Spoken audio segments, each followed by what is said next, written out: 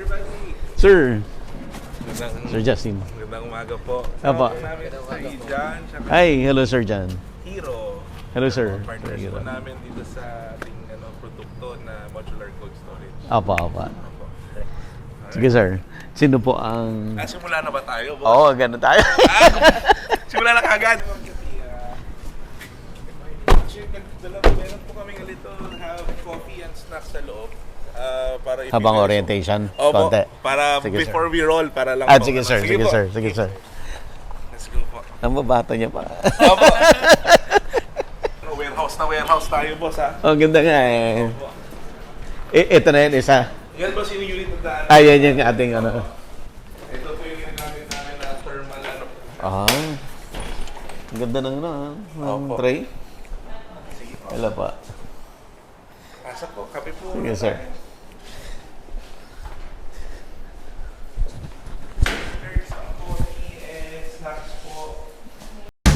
Gusto mo bang matuto ng agribusiness, crops, livestock and poultry, aquaculture, at ma-inspire sa mga success stories? Agribusiness, how it works! As a YouTube channel, Agribusiness features entrepreneurs, farmers, organizations, OFWs, investors. However, beyond our usual content and official endorsements, Agribusiness does not engage in other business dealings with them. While our viewers and featured individuals and entities may choose to pursue business deals with each other on their own, we encourage them to be cautious in doing so. Magkita-kita po tayo sa National Dairy Summit sa Iloilo Convention Center, October 28 to 30, 2024. Pwede po kayong dumating at dumalo doon sa convention. Ayan. Actually, kami po ni John, kung naalala niyo po, nandun po kami dun sa event niyo. Yes, sir. So, sorry po si Sir Hero. Kobayashi. Bigyan mo yung kwento mo ba? Bakit daw, pero Pilipino yan, Pilipino. Sir Buddy. Ay, sir. Sir, wala akong card. Wala akong cash kasi, alam niyo nung friends na naman ko. Meron na. Okay, meron na. Meron din ako ng pricing. Kompleto. Very just want to siguro discuss quickly about the Yes, sir. project and then, so, ano na ba talaga to? Run organic content talaga. Sabihin ko na, pag-usapan na lang po natin. There's certain information po kasi na naka-NDA kami. Okay. Sige. So, I hope you understand. Yes. Siyempre. So, like for example, so ito pong project namin is a tripartite partnership between 3 companies. So, ito po yung 3 kumpanya. So, yun NDA na to, hindi naman? Hindi naman po. Okay. So, bakit po may 3 kumpanya? Because having one unit as technical and depending on the need. Kasi we are more than 7,107 islands. Okay. Depending on high tide or low tide. Diba? 1990? Yes! Napakalaman mo! 1994! Napakalaman mo na Sir Buddy ko. So, that being said, there are certain areas that have limited power. There are certain areas that have, say, solar panels would make sense because there's so much solar. There are certain areas na wind would make more sense. There are certain areas na they have connection to the grid. So, without power, you won't be able to have a cold storage. Diba? One of the reasons po that even our good president is looking into increasing the support in terms of cold storages is also because to promote food security and at the same time food preservation and help solve post-harvest losses. Yeah. That's our reason why we build modular cold storage. Okay. So we call it modular hybrid cooled cold storage. So why is it modular? Modular because we can create 10-footer, 20-footer, 40-footer container. Yung nakikita niyo po natin mamaya is a 20-footer. Okay. At the same time, why is it called hybrid cooled? It's because we can put grid, it can be powered by solar, and we also have what we call the thermal panels inside, tulad po niyan. Yan. So ano po yung makikita niyo po sa loob? Ano po yung thermal panel na yan? That is actually acts like a thermal battery. So meaning, pag nag-brown out po at nag-black out po, alam mo po yung ibang area sa atin, 8-8 eh. 8 hours may kuryente, 8 hours wala. Pag nagkaroon po ng blackout, hindi ka po masisiraan ng produce because it can hold that temperature for 24 hours. So may thermal battery po siya. And then we can also put their genset, which is the normal way. And then we're now also researching wind energy. So it's a combination of renewable and traditional power, at the same time renewable energy. So yun po yung tinitingnan talaga namin. So that's why it's called modular hybrid cold storage. So our project or our product is not really designed to compete with the huge cold storages. Okay. Hindi po. Okay? Kasi kung, for example, tonelada na yung ano yung po, produce mo, di ba? Talagang mas okay kung mas malaking cold storage po tayo. So ano po bang gamit nung sa amin? So like I said, food security. So for example, sa isang palengke, pag hindi ho nabenta yung produkto, ano po nangyayari? Either tinatapon na po siya or nire-repurpose po. Sayang po, marami po tayo. Yun po yung tinatawag namin post-harvest loss. Economic losses is included as a post-harvest loss. Of course, quality loss is part of it. So having modular cold storages in certain areas that are very important in our value chain and supply chain. In our case, palengke. Some actually kahit mismo sa mismong bukid, pag malakas po magkaroon ng bagyo, di ba? Imbis na wala kang pagbenta na bumibili, laki ng sakuna. So you have somewhere to put it in order for it to keep the freshness and avoid degradation of the product. So, ano po yung roles ng tatlong company? Si Unity Marketing po, sila na po, ito po yung office nila, this is our warehouse. Okay. They've been in the business of cold storages since 1978.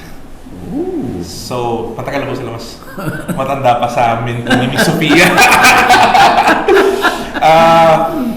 Hindi, mas bata si Miss Sophia sa akin. Mas matanda sa akin. They're actually handling a very reputable global fast food chain. Alam ko na, yun na yan. Okay. So, at sila po ang nag-handle, gumagawa at nagsa-service ng cold storage at the branch. Okay. So, they're experts when it comes. They've done huge cold storages, 1,000, 5,000 pallet positions. At the same time, we've done this drawings that you can see na it's a modular cold storage. Meron din po ito lahat kompleto po, bibigay po namin sa inyo. Arcos Technologies naman po is a temperature management solutions company which we are part of. Okay. Na provides the PCM thermal panel technology, so the thermal battery. Right? And Edgecom is actually also the company who provides the software. So kung mamaya makikita niyo po, yung software po kasi natin, automated po siya. So yung makikita niyo po yung ating hardware, hindi na palagi nakabukas yung ating compressor. Pag na-hit po niya yung certain temperature na night differential, mamatay po siya. Yeah. And then the PCM thermal batteries prolongs that off state. And then yung software po na ginawa natin, automatic nagbubukas, nagsasara, everything. To the point na our actually modular cold storage is what we call HACCP report ready. So HACCP report is very important because in our head, we want to equip our farmers and fisher folks in order for them to bridge the gap of supplying it to hotels and restaurants. Malalaking restaurant po requirement ang HACCP report pag magsusupply ka sa kanila. So ready po tayo. So ano po ilalagay dyan na produkto, ano po ilalagay dyan na isda, meat, or gulay, makita niyo po mamaya. Ready po tayo. So that's them. Edgecom po yun. So all of those solutions na pinagsama-sama po namin, we also applied for intellectual property. Para po, so ang market po talaga namin, we're doing a lot of research and work with the government and also private companies. So mostly po nasa fish ang karamihan po namin kliyente. Oh, I see. Meron po kaming gulay. Mhm. Diba? So, there are certain things din po kung for sure, you will also ask in terms of the pricing. Mhm. No? Ang pricing po kasi natin, depende po siya sa pangangailangan po ng produkto at pangangailangan na ilalagay ng produce sa loob. Mhm. Iba po yung presyo kasi pag gulay, compared po for example sa frozen, kunwari -18. Mhm. Iba din po pag kunwari ice cream ang ilalagay mo, mas mababa po yung -24. So iba-iba po yung requirement. Yung makikita niyo po mamaya na unit, naka-combi. So when you say combi, kalahati gulay, kalahati freezer. So fresh Okay. chilled, tsaka frozen. Pwede naman po natin gawin full freezer, full chiller, depende po sa requirement. So the price really depends on the requirement. So normally what we do, our process is we sit down with the technical team of the customer Okay. or the client. We ask what are the requirements, ano pong ilalagay. Ko-customize niya. And then, yes sir, Okay. perfect. And then may mga tanong po kami, like for example, sir, saan po ba ilalagay ito? Pag sinabi na for example, sa bandang Isabela or bandang Benguet, kung saan malakas ang araw. Definitely solar is something that we'll look at. Mhm. Para po makababa po sila sa konsumo ng kuryente. Mhm. So, yun po.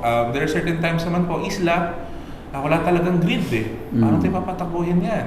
So, we look into gensets and solar. So, and of course, the thermal battery concept. So, kung makita niyo po, brother, pwede ba ating kunin? Thank you very much. Ayan. So, pati yung malaki para na Lego. Si Lego. Okay. Ito po yung ginagamit namin na insulation panel.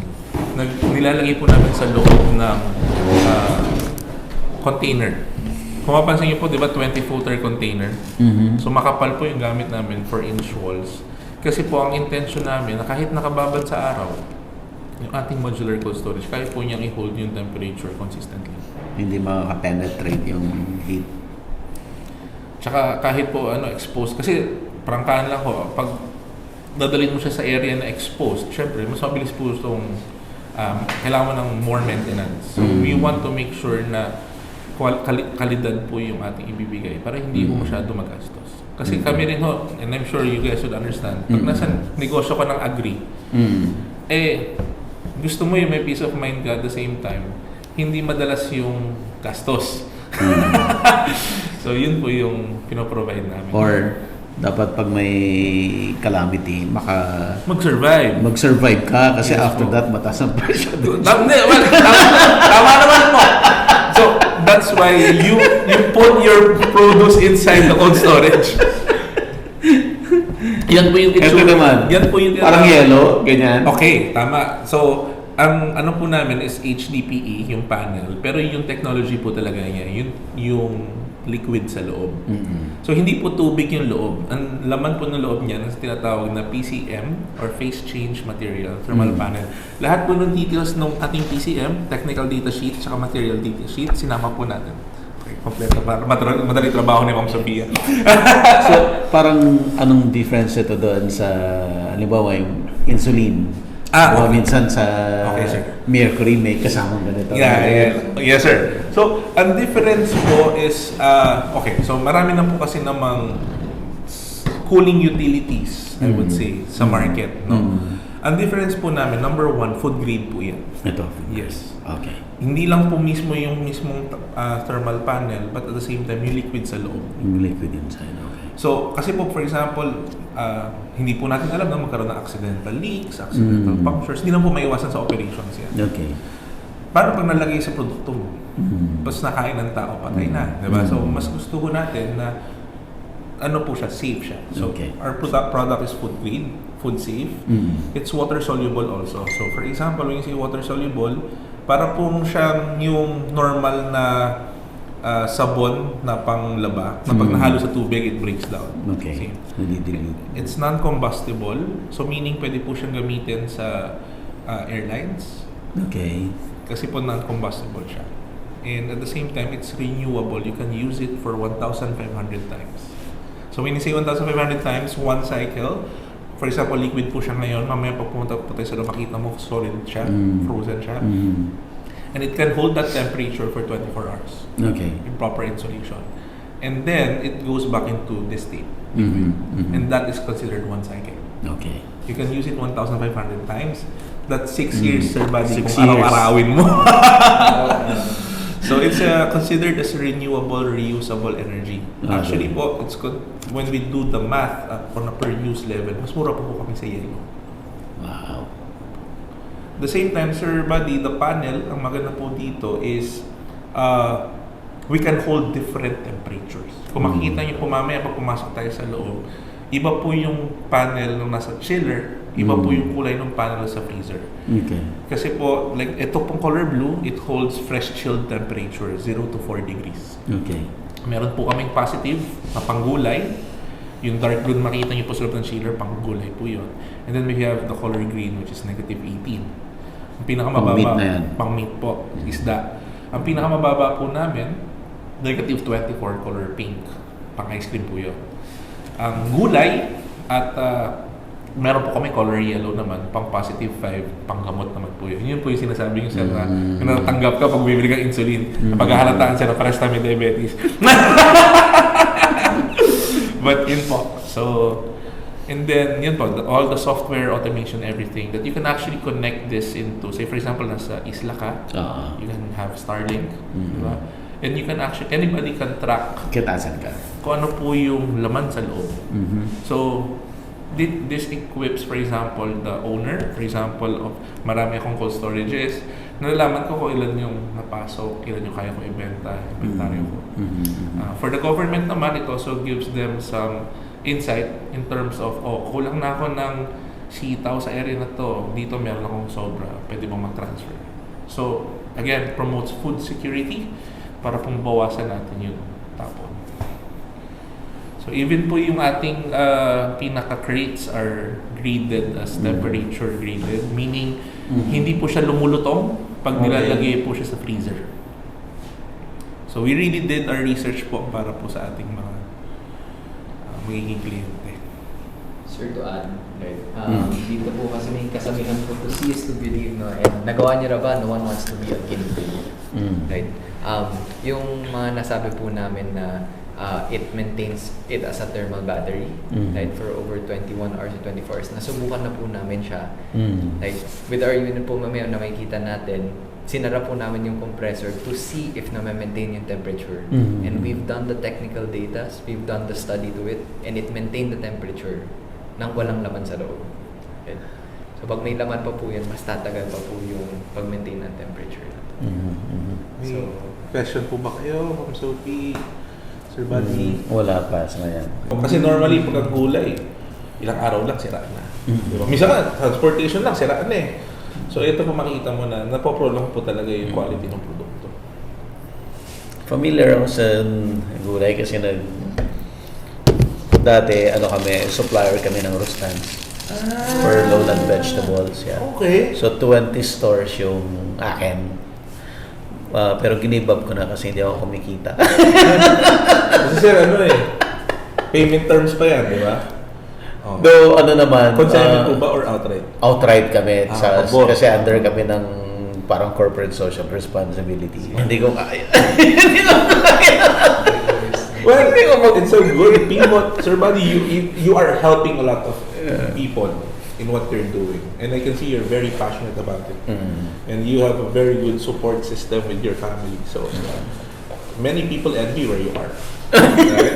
So, maraming salamat. Kaya actually, admittedly, when we discussed and we found out that you're not charging about this, we were really, whoa. First time we saw content creators that don't charge. Okay, most content creators that we talk to normally, of course, they have to make money. Nothing wrong with that. Yeah. Right? And we understand that. Yeah. And this is something that we understand that you're doing this because you're also paying forward, which we greatly appreciate. So, I think our morals and values are aligned. That's why we were very happy when you say you want to visit our unit for you to see it. We're very happy. Thank you very much. Sa amin naman kasi ako lang klaro lang ano ba yung business model, 'di ba? So for me, ang business model ko is YouTube monetization, not getting payment from yung Main i-feature features, mo. yes. Hindi yun ang business model ko. Gusto ko, gawin na natin ngayon. Yes. Ganun. Ayoko yung, sige, gusto mo, pero hintay tayo ng 1 month. Ganyan, ayoko nang ganun. Kaya, Understood. Kaya nga po nung nag-set po si Miss Sophia ng meeting, sabi niya, itong araw na. So, we were eager to say, sige po, ano pong date gusto niyo? Or let's do it right away. Gusto niyo pong puntahan? ito talaga yung Nakasinuot ko yung t-shirt ko ng Agribusiness mo. Wala sa isip ko, nakasinuot. Pero lagi kong suot eh. Yung Agribusiness mo. Komportable yung tela na ginawa. ano yan, i-transfer yun? Subscriber din niyo po yun? No, si transfer yun, client ko siya before. Kasi ang business ko, before I corporate videos, gumagawa ko talaga ako ng mga videos for brands. I see. Mga pang-marketing nila. Okay. Yun talaga ang negosyo ko. Nandun po si transfer itong event. Oo. May nakuha kaming brochure nila eh. Okay, so alam na namin kung saan kami kukuha. Sir, but the unit that you're seeing right now is a 20-foot combi. When you say combi, it's both chiller and freezer. So makita nyo po dito sa system, dalawa po yung ating tracking. Meron pong chiller, merong freezer. So makita nyo po, nakabukas yung compressor ng freezer kasi meron po siyang hinihit na certain temperature. Yung chiller po, nakita mo nakadilaw, ibig sabihin, hindi po siya nakabukas kasi nagme-maintain po siya within the temperature. Mamaya pa pumasok po tayo, makita nyo bubukas yan.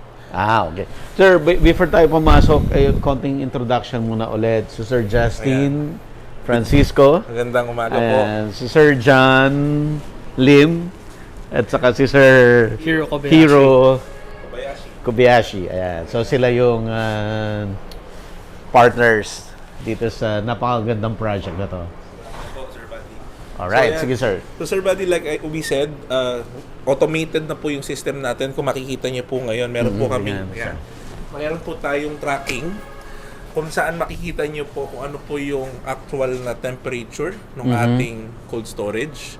At the same time, pwede pong i-connect yan sa internet para po matrack kahit saan kung ano po yung laman at ating estado ng ating produkto sa loob. Pasok po tayo. Tingnan po Okay, natin. tingnan natin. Pasok po kayo. sir. Oh. Sabay tayo sir. Natakot baka makulong ko sa inside. Okay. Pasok po. Yan. So, tulad po niyan, makikita nyo po, meron po kami nilagay na gulay, tsaka prutas. Ito po tong gulay, tsaka prutas na to, 2 weeks na po ito sa amin. So, ganyan pa rin po siya. Gusto nyo po, tikman po natin mamaya yung prutas. Pati mango pala. Pwede. Pansinin nyo, hindi po ganun kalamig dito. Kasi chiller lang po siya. Pero kung mapansinin nyo po, kung ginawa ka nyo, malamig. Ito na yung yung kanina. Yes, ito na po yung PCM thermal panel. So kahit magkaroon po ng blackout, covered po tayo. Oh, I see. Pansin nyo sir, bumukas bigla yung automated. Bumukas siya bigla. And don't worry sir, hindi po tayo makukulong. Meron po tayong safety features. Kompleto yan. Ayan. So pag pinatay po yung ilaw, nakita nyo po merong mga glow in the dark. Oh. Yan. Tsaka, yeah. So at the same time po, meron po kaming pang bypass kung sakaling masarap po yung tao sa loob. Pag binuksan mo yung knob, Mag-open. open po yan. Push lang. So, importante po yan. Safety yan eh. Kahit po naka-padlock yan or so, Yes. mababypass po siya. So, ito po yung chiller. Kung nalamigan po kayo, Chiller pala. pasok po tayo sa freezer. Giniginaw Ayun po na yung- ako. Yan po yung freezer sa loob. Pero na-notice ko ilang days na itong lettuce dito? 2 weeks. 2 weeks ganito pa rin yung tsura? Opo. Kasi maintain po yung temperature. Grabe. Ganito yung mga ano ba, 'di ba yung mga cruise ship, 'di ba yung mga storage nila ng mga pagkain nila? Ganyan po, ganyan. Exacto. Ganito. Yes. Oo. Exacto. You get it. Very, very crucial po kasi yung pag-maintain ng humidity din po dito sa storage po namin. And since maintain po lahat, ganun po yung quality na namin-maintain. So we actually put some certain technologies like for example this one controls the humidity. Lalo pag may mga certain gulay po tayo na pag hindi na-control ang humidity, nag-sprout. Diba? Like for example, onion. Pag nag-sprout onion. po ang onion, nagkakaroon na po siya ng amoy. Siyempre, mahirap nang ibenta at kainin pag may ganun na po yung estado ng ating produkto. Pasok po tayo ng freezer. Ito na. Ayan, sir, dyan po yung ano sa Palit tayo. Okay, palit tayo. Ang lamig. Sorry, chiller pa lang po to. Chiller. Ano yung temperature dito? So, ang sa sinet po namin sa chiller, positive 5 to positive 10. And Opo. positive So, 5, positive may 10. mga certain na gulay po tayo na hanggang positive 15. That's why tinatanong po talaga namin sa mga produkto po, sa mga kliyente namin, ano po ba ilalagay yung produkto? Okay. Kasi po, for example, may mga gulay na pag nilagay mo sa, for example, positive 5, nagkakaroon ng discoloration. For example, nilagay mo positive 5 na masyadong malamig, ang, for example, certain gulay like eggplant, hanggang positive 15 dapat yan. So, pag nilagay mo siya sa positive 5, nagkaka-discoloration siya. Parang maluluto siya eh. Mas the leafy vegetables po ang mas positive 5. Mas Oh, malamig. mas malamig. Yes. Okay? Doon po tayo sa malamig. Alright. Ito naman po yung aking freezer. Okay? Ito, boss, more than 2 months na. Ang lamig! More than 2 months na po yan. Kung mapansin niyo, Sir Buddy, walang amoy. Aha. Walang amoy nang pumasok kayo. Ibig sabihin, wala pong proliferation ng bacteria. Oo. Proliferation ng bacteria. Ayan. Wow. Pansinin niyo, hawakan niyo yung panel. Solid. Solid na. Solid na po. Malamig. Ice na siya. Yes. Sir Buddy, kanina, nung nasa office po tayo, yung panel po natin, tubig pa po siya. Right? Nung pagpasok po natin dito sa freezing room, and exposed po siya sa lamig na temperature, mag-freeze po siya. So, ngayon, ito po yung frozen state niya, and ito, gumagana na po siya as a thermal battery na in-explain po namin kanina. Oo. Anong temperature ngayon dito, John? Dito, negative 18 up to negative 10. Yun sir, sobrang lamig. Pasok. Ano po tayo? Grabe! Oo po. Negative! Alas, Ayan, sir. Hindi mo kakakanin. Kung gusto niyo, sir, labas kami para ma-videohan ng maayos din. Sige, Para sige. mabigyan ng maayos. King, video mo na maayos. Wow.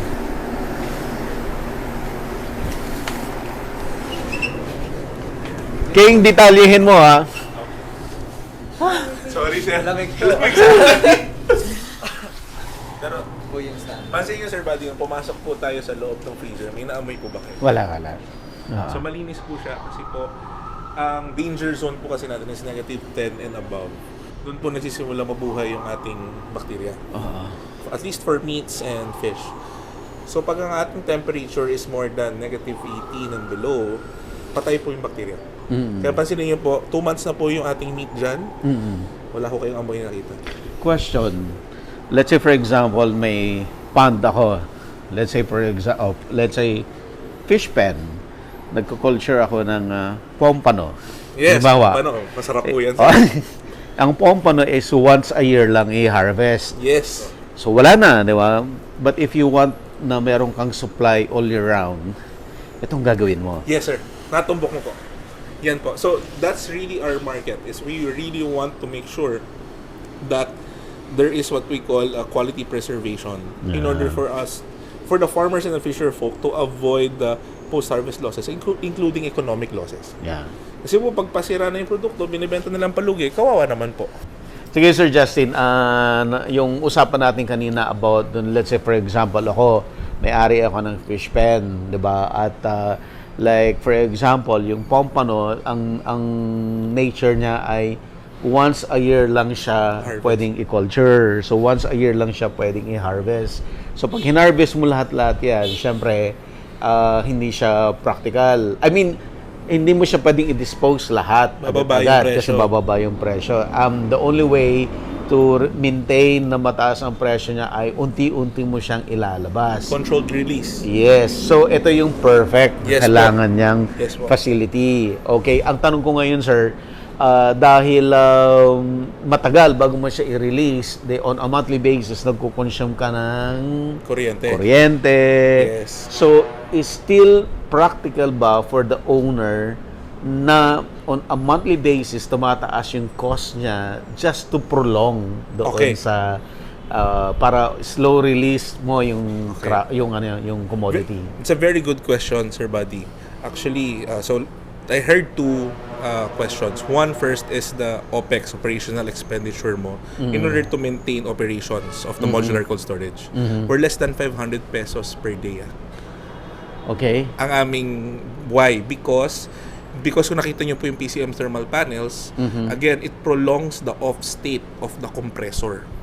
Pag ang compressor naka-off, hindi po yung kumukonsumo ng maraming kuryente. Kuryente. Okay. So, kaya ganun po ang aming solusyon is to have thermal batteries to have what we call active and passive cooling.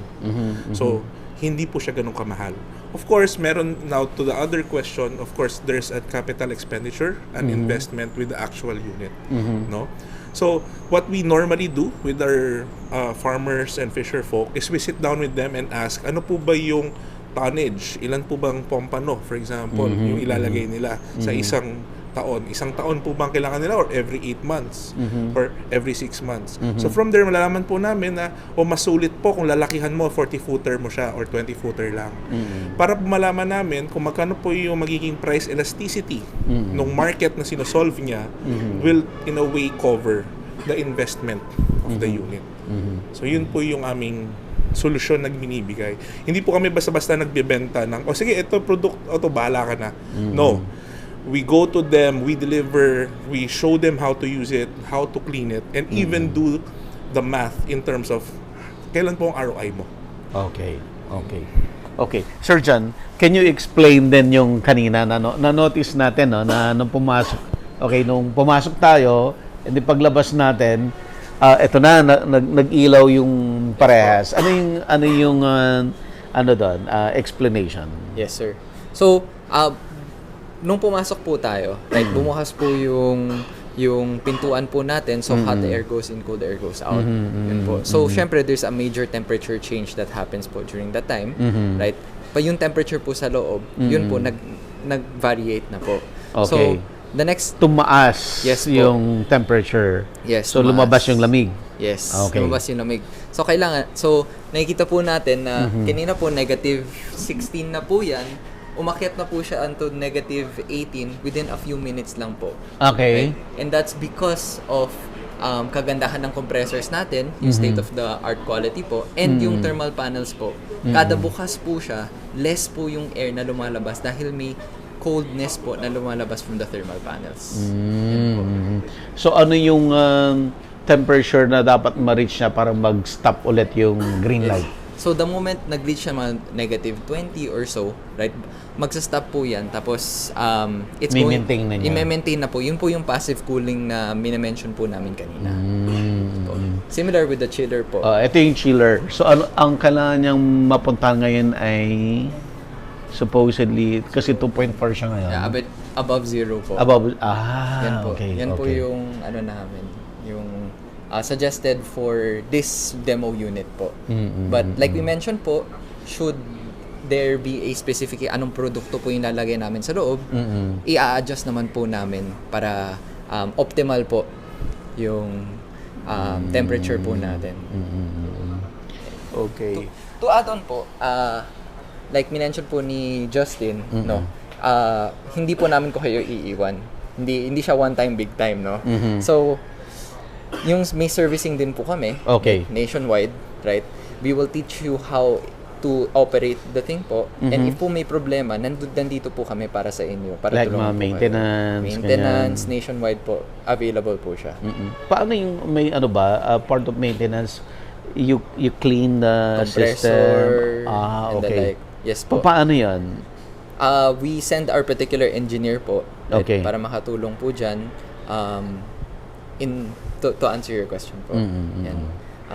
If you notice din po sa loob po, wala po siyang ice crystals or the like. Yeah. Oo. Kasi controlled po yung humidity, wala pong pumapasok na water humidity aspect. Yes. Oo. So wala yung tutulong tubig, Yes. ganyan, pag walang ganon. Yes po. And dahil po mas nakasarado yung compressor, it doesn't work as much dahil sa thermal panels, mas tatagal din po yung lifespan ng compressor natin. Wow. Yes po. Okay. Si Sir Hero, may... sige. So, when you notice yung sa temperature, what we did here is, we could adjust it kahit online through our software. Okay. Kahit wala ka dito. So nakikita mo na siya, kailangan ng adjustment. For example, wala ka dito, you wanna adjust the temperature, let's say gusto mong gawin, let's say negative 18 to negative 9, pwede naman gawin kahit wala ka doon. And what else we did sa software, if we can go here. Sige, sir. May tracking siya dito. You can see, through 10 a.m., ito yung temperature, dito siya nag-spike to negative 15, tapos nag-on ulit yung compressor, going back to negative 20. Tapos, what else we can do here is, pag, for example, it reaches a certain temperature, danger zone, pwede siya mag-send ng alarm sa'yo or notification, either through email or through to text. So, if ever may problema, informed ka at the moment na nagka-problema, if na-connect siya sa internet. So, kahit na nagbabakasyon ka, nasa beach ka. Ma-view mo, like, ano yung temperature ng storage ko na yun. Kasi nag-positive 5, ay, di pwede to. Ayusin ko nga yung temperature kasi yung laman ko, pwede lang, from negative 5 to 0, let's say, yung temperature. Pwede ma-adjust. So, kahit nasa Manila ka, tapos mga storage mo, nasa Luzon, Visayas, Mindanao, you can manage that Yes, easily. basta it's connected through the internet. Connected to the internet. Yun yung importante. And what this can do also, it can print, has a report dito din. Okay. And you can also print yung temperature throughout, like, let's say, through a week or a month. Kasi na-view mo siya dito. Sa application na. Galing. Agribusiness merch is now available on Shopee and Lazada. Agribusiness, how it works. Instruct, inspire, succeed.